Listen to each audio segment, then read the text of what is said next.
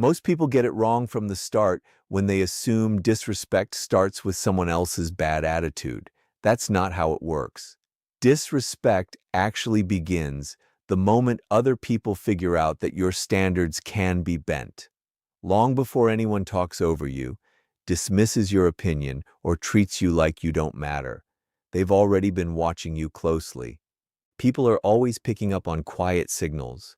They notice what you put up with, what you let slide, what you excuse, and how badly you want to be accepted. Here's the uncomfortable truth. People don't usually disrespect confidence first, they disrespect permission. And that permission gets handed over all the time without anyone ever saying a word. Robert Greene keeps coming back to one idea throughout his writing. Power comes down to perception. Before anyone challenges your authority, they're quietly measuring how much you value yourself. If they can tell your confidence hinges on their approval, they know they have leverage over you. But when they run into someone who values themselves, no matter what anyone else thinks, everything shifts. Suddenly, disrespecting that person becomes risky because they no longer control what happens next. This is exactly why self-respect isn't just some nice personal trait. It's a strategic tool. It quietly tells people that crossing your boundaries comes with a price, not a price built on anger or getting even, but one built on your willingness to walk away, pull back your attention, or simply remove yourself from the situation.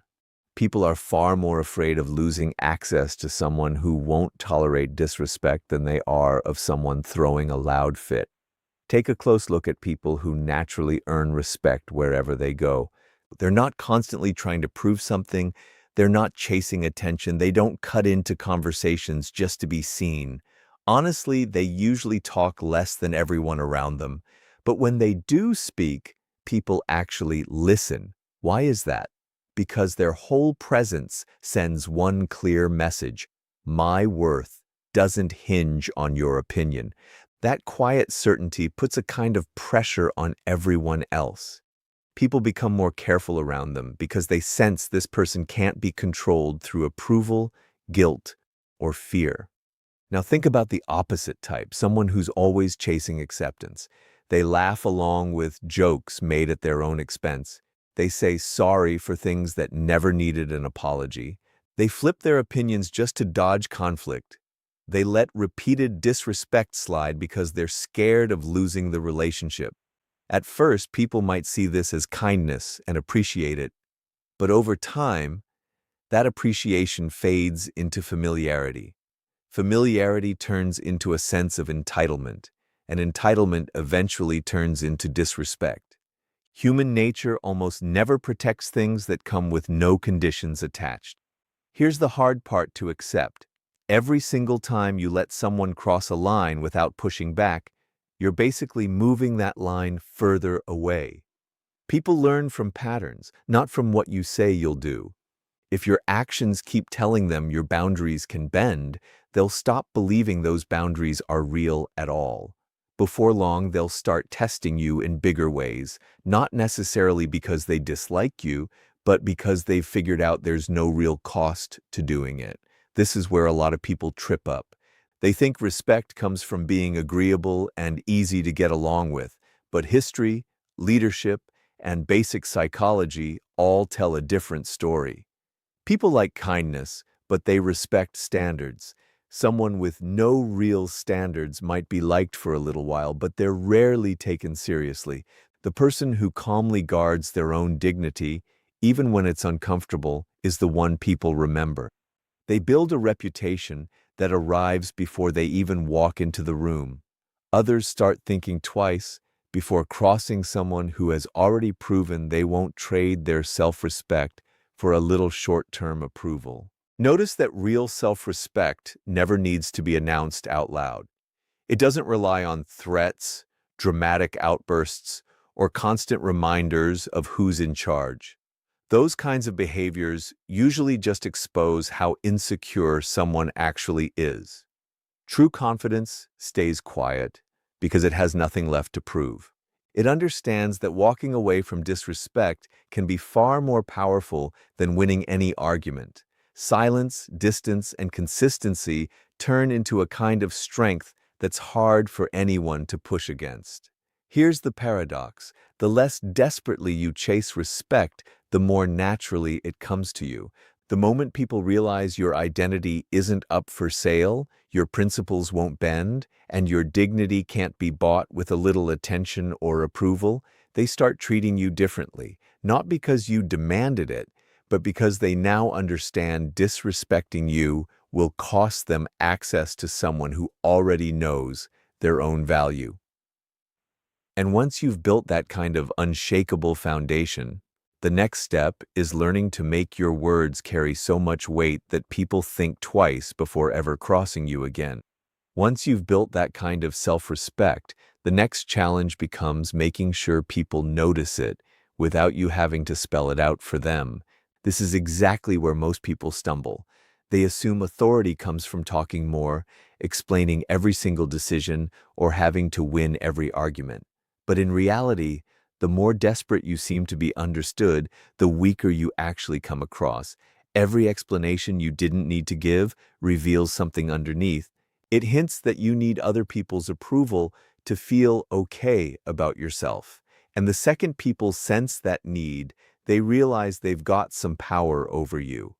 Powerful people understand something most others miss entirely. Words only hold value when they're rare.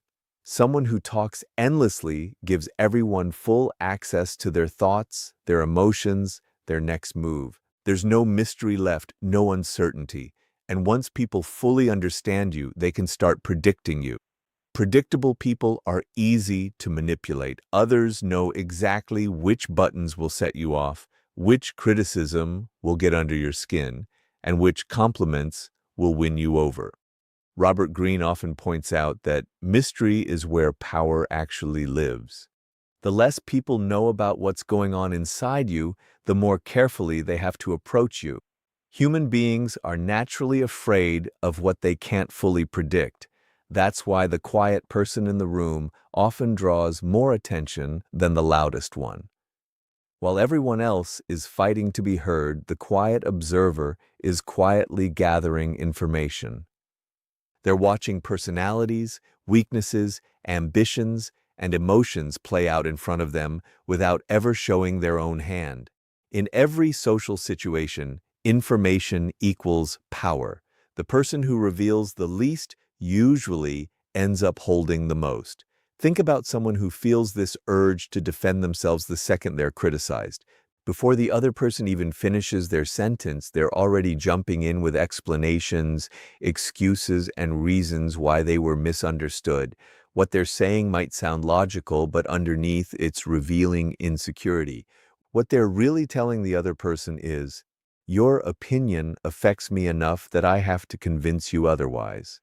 Now compare that to someone who just listens calmly, only responds when it actually matters, and never feels the need to justify every choice they make. Their silence creates doubt in other people's minds. People start questioning themselves instead, wondering if their criticism landed at all. That little bit of uncertainty quietly tips the balance of power in the other direction. This doesn't mean you need to go cold or stop communicating altogether. It means being intentional with what you say. Every sentence should actually mean something. Every opinion should add real value. People naturally respect those whose words carry weight, because they know those words never get wasted on nothing. Picture two leaders walking into the same meeting. One takes over every conversation, keeps interrupting, and talks just to fill the silence. The other one listens closely, lets everyone else share their thoughts first, and then adds only a handful of sharp, well-placed observations. Which one do you think leaves the stronger impression? 9 times out of 10, it's the second person. Their restraint builds authority, because people instinctively connect control over speech with control over emotion. Silence also shields you from one of the biggest risks in dealing with other people, showing your weaknesses too soon. Every complaint you didn't need to make, every emotional outburst, every impulsive confession hands other people information they might use against you later. Not everyone has bad intentions, but human nature doesn't forget vulnerability easily. During moments of competition, conflict, or disagreement, people tend to grab whatever advantage they can find. The less ammunition you hand them, the harder you become to challenge. There's another psychological trick silence pulls off. It forces other people to fill in the empty space. Most people can't handle silence for long, so they start talking. They end up spilling secrets, opinions, fears, and motives without even realizing it. While they're exposing themselves, you stay composed, quietly picking up useful insight. Over time, this habit lets you understand people far better than they understand you. That imbalance in knowledge naturally earns respect. Just remember, talking less doesn't mean thinking less. It means trading impulsive reactions for responses you actually chose on purpose. It means picking influence over attention, strategy over raw emotion, and calm presence over noise. When every word you say has been measured out, people stop counting how much you talk and start paying attention to what you actually mean. Eventually, they realize that if you've chosen to say something, it's probably worth hearing. And once your words start carrying that kind of weight, the next step is making sure your boundaries can't be ignored by anyone. Speaking less gives your words real value, but words on their own are never quite enough. If people notice that your limits only ever show up in conversation and never in action, they'll eventually stop taking your words seriously and your silence right along with them. This is exactly why boundaries are the real test of authority. They're what separates people who only ask for respect from people who naturally command it. Every boundary you actually set sends a message, but every boundary you fail to back up sends an even louder one. Human nature notices what people do, not what they claim to believe. When someone's actions go against their stated values, people will trust the actions every time. One of the biggest illusions is thinking disrespect shows up all at once. It almost never does. It usually starts small. A sarcastic comment that nobody calls out, a promise broken over and over, someone who keeps cutting you off mid-sentence, a friend who only reaches out when they want something, a coworker who takes the credit for something you built. These moments can feel small and forgettable, but psychology runs on patterns. When someone crosses a small line and faces no pushback, they start wondering how far they can go next. Every test that succeeds sets up the next one. Slowly, what started as a minor slight turns into a habit, because without realizing it, you showed them your limits were negotiable. Robert Greene often talks about how power gets built through consistency. People figure out fast who can be pushed around and who can't. They watch closely to see whether your principles shift, depending on who they're dealing with. If you only hold your ground when it's convenient, your limits stop meaning anything. But when your standards stay the same no matter someone's status, popularity, or the situation, people start adjusting how they treat you before you even say a word. Your reputation starts doing the work your words used to have to do. A lot of people avoid setting boundaries because they're scared of being disliked. But that fear creates a bigger problem than the one it's trying to avoid. Wanting to be liked can quietly turn into an open invitation to be taken advantage of. The harder you work to keep everyone else comfortable, the more uncomfortable your own life gets. Eventually, you notice you're surrounded by people who value what you can do for them, but not who you actually are. They love your usefulness, yet they'll cross your limits without a second thought because they've figured out that your craving for approval outweighs your loyalty to yourself.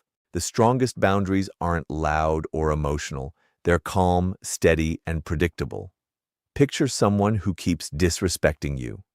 Most people react with anger, get into arguments, and throw out threats they never actually follow through on. But a person with real power handles it differently. They stay calm. They don't yell or chase revenge. Instead, they quietly shift their behavior. They pull back access. They stop offering attention that isn't earned. And if the disrespect keeps happening, they walk away completely. This kind of response hits so much harder psychologically because it proves your standards are real. No drama, just consequences. People sometimes mistake this for coldness, but it's really a form of self-respect. You're not trying to punish anyone. You're protecting your own dignity, and that's a very different thing. Punishment comes from emotion. Boundaries come from principle. The second people realize your choices are guided by principle instead of a passing mood, they start treating every interaction with you with more care. Boundaries also earn respect because they remove uncertainty. People know exactly where they stand with you. They learn that honesty gets rewarded, manipulation gets ignored, and repeated disrespect leads to distance. That kind of consistency builds trust, even with people who don't always agree with you. Funny enough, people often respect someone with firm limits more than someone who bends over backward trying to please everyone. Why? Because steady strength feels safer than shaky, unpredictable weakness. There's also a quiet psychological effect happening underneath all of this. When someone loses your time, your attention, or your presence because they crossed a line, they start linking disrespect with loss. That lesson sticks far harder than any lecture ever could. People remember consequences much longer than they remember conversations. Once that link forms in their mind, they naturally start being more careful around you going forward.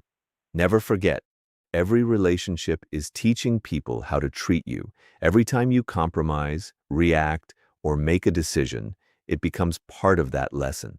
If your boundaries cave under pressure, your authority caves right along with them. But if your standards hold firm even when tested, people eventually realize disrespecting you just isn't worth what it costs them. And once your boundaries can no longer be ignored, the next stage of power comes from mastering your emotions when people try to provoke you. By this point, you've built self-respect, learned to speak with purpose, and set boundaries people can't brush aside anymore. But there's one last test that reveals whether all of that power is real or just a performance. It shows up in the moments when someone deliberately tries to push your buttons. They criticize you in front of others, question your authority, or throw insults hoping to drag you into an emotional reaction. In that moment, your real enemy isn't the person standing in front of you, it's your own emotions. Whoever controls your emotions controls you, and the second someone can predict how you'll react, they can start steering your behavior. This is one of the oldest truths about power there is. A lot of people think strength means dominating others, but real strength means being able to control yourself first. Robert Greene points out again and again that emotional reactions cloud your judgment. Anger, frustration, and wounded pride create blind spots that a sharp opponent can easily use against you. The person who stays calm while everyone else spirals quietly gains the upper hand because they keep thinking clearly while everyone else is just reacting. Think about how easy it becomes for someone to expose your weak spots once they know exactly what sets you off. If one single insult can knock you off balance, they've found your weakness. From there, they don't even need strategy or intelligence. They just repeat the same trigger whenever they want to throw you off. Every emotional outburst becomes proof that your behavior can be controlled from the outside instead of being led from within. This is exactly why truly powerful people rarely respond right away. They know that every emotional reaction gives something away. Anger reveals insecurity. Defensiveness reveals fear. Desperation reveals how much you need approval. Even too much excitement can reveal your intentions before the timing is right. The calmer you stay, the less you're handing over. Silence protects your strategy, while emotional reactions expose it completely. Picture two people facing the exact same insult. One argues instantly, raises their voice, and spends the next several minutes trying to win the point. Everyone watching remembers the argument, but they also remember who lost control. The other person listens quietly, takes a pause, and either replies with a few calm words or says nothing at all. That silence makes people uncomfortable. Suddenly, the focus shifts away from the insult and onto the person who refused to be shaken. Instead of looking weak, they come across as impossible to manipulate. This doesn't mean burying your emotions or pretending they don't exist. Every human being feels anger, disappointment, and frustration. The real difference lies in what happens between feeling something and acting on it. Powerful people create a gap between the two. They let their emotions settle before they make any decisions. That short pause often saves them from mistakes that emotional people spend years trying to undo. There's another psychological reason emotional control earns respect. Most people expect predictable reactions. They expect anger after an insult, panic under pressure, fear when challenged. When you refuse to react the way people expect, you create uncertainty. And uncertainty makes people cautious. They start wondering what's going on in your head, what you'll do next, and whether provoking you was actually a mistake. That uncertainty alone can stop future disrespect, because people hesitate to challenge someone they can't emotionally read. History keeps showing us that great leaders, sharp negotiators, and influential people all share this same trait. They don't let temporary emotions drive permanent decisions. They understand that every emotional explosion hands over power that might never come back. Staying composed isn't passive, it's strategic. It lets you choose your response instead of letting someone else choose it for you. Maybe the biggest advantage of emotional discipline is what it does for your reputation. People eventually forget arguments, but they rarely forget composure. Over time, they start connecting you with stability, confidence, and self-control. They realize intimidation, insults, and manipulation simply don't land on you. Once that reputation sets in, a lot of conflicts end before they even start, because people naturally start looking for easier targets. In the end, people aren't afraid of the loudest voice in the room. They're afraid of the one they can't emotionally shake. When others realize they can't provoke you into slipping up, they lose one of their strongest weapons. And once your emotions are fully under your control, the next step is becoming so valuable that people fear losing you more than they enjoy disrespecting you. Once you reach emotional steadiness, you get to a point where arguments stop defining your power. But there's still one more level, one that makes people think twice before ever disrespecting you again. It isn't your words. It isn't your temper. It's your value. Human nature runs on one simple truth.